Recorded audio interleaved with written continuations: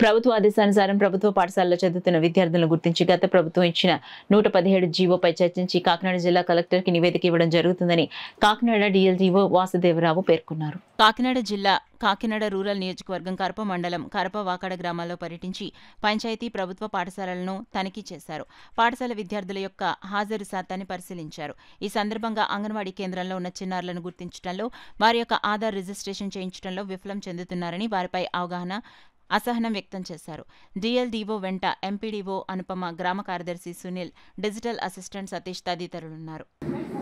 GO 117ని మళ్ళీ reorganisation చేసి స్కూల్స్ని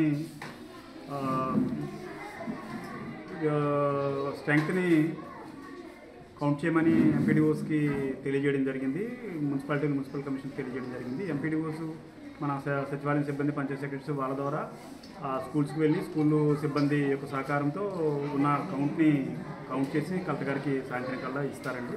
దీన్ని బట్టి ఏ క్లాసులు ఎంతమంది ఉన్నారు, ఆ తర్వాత ఈ క్లాసులు క్లబ్ చేస్తే ఆ ఊర్లో ఆ స్కూల్లో ఎంతమంది స్ట్రెంగ్త్ అవుతారు, ఇక్కడ స్కూల్ నడపడానికి వైబుల్ ఉందా లేదా, లేకపోతే అప్గ్రేడ్ చేయాలా అనే విషయం గవర్నమెంట్కి తెలుస్తుంది. దీనికోసము ఈరోజు మొత్తము డ్రైవ్ పెట్టి మొత్తం జిల్లా అంతా కూడా తిరుగుతూ ఉన్నారండి.